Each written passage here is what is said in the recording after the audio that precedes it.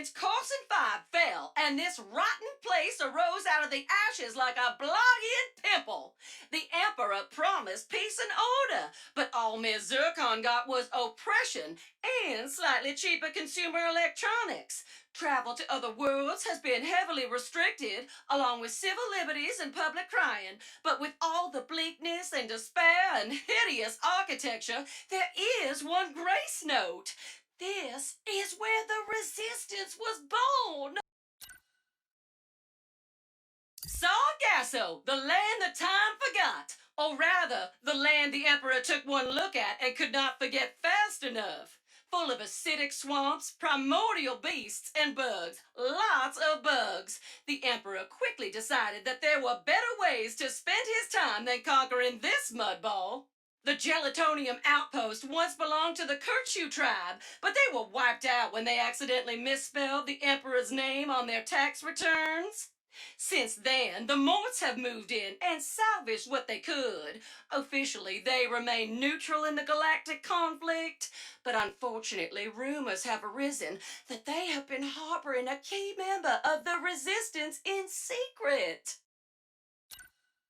Floating in the debris of what used to be Scar Stew, thank you, Emperor Nefarious, Zerkie's is a family-run rest stop for galactic travelers who wish to remain off the grid. With refueling platforms and a full-service restaurant, this establishment caters to smugglers, pirates, resistance members, and anyone else wishing to try the best flurgberry pie this side of Santa Fe. Finally, the recent dimensional crisis has brought some unexpected changes to the establishment. But when your clientele is largely comprised of criminals and freedom fighters, having your dining room in another dimension is quite a perk. Savali is home to a handful of monks that reside in the ruins of an ancient Lombax outpost. It is rumored they are the descendants of Bogon Galaxy pilgrims who chose to devote themselves to dimensional knowledge and revitalizing yoga rather than bodybuilding and bounty hunting like the other members of their species. With the Lombaxes long gone, they are also the keepers of their most treasured secrets, such as advanced knowledge of dimensionality and a really good Snivelakian bean hummus recipe. Ooh! Blizar Prime is a Ragongo-level mining operation known as the galaxy's main source of Blizon crystals. Integrated in high-energy capacitors, this material was once prevalent in computers, starships, and whoopinators. These days, however, the rare ore is mostly shipped to the Emperor's research facility on Cordelion for various dark projects. Speaking of which, when the dimensional crisis broke out earlier today, communication with the miners went silent and their shipments to the Empire were missed. So, Ms. Zircon thinks that maybe Blizar might not be the safest place to be right now. Yes, indeedy! Molinoth Gulch is the largest scrapyard in the galaxy.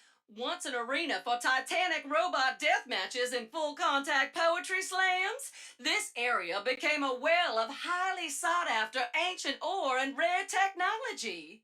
While the Emperor shows little interest in these outdated parts, the Vullards have managed a fairly stable business salvaging the bones of these classic warriors.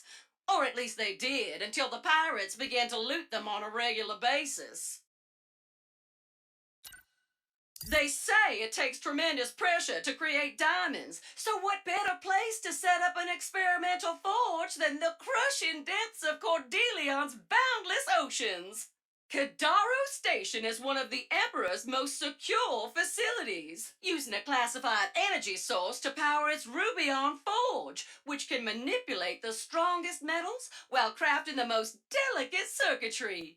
With a workshop like that, it is no wonder that this facility is the rumored birthplace of all the Emperor's battle mechs, armor, and espresso machines.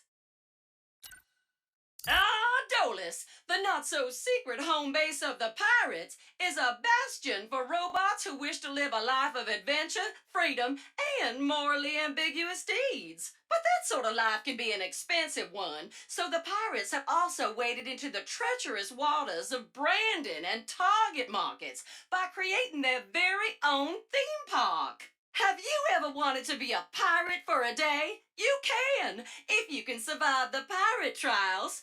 Its success has been mixed, but the pirates have still flourished in recent years thanks to their mysterious captain, who has somehow managed to stay one step ahead of Emperor Nefarious and his efforts to utterly destroy them. Perpetually racked by storms, Vacheron is home to the most feared prison in the galaxy, Zordoom. Prior to the rise of Emperor Nefarious, it was filled with murderers, despots, and monsters.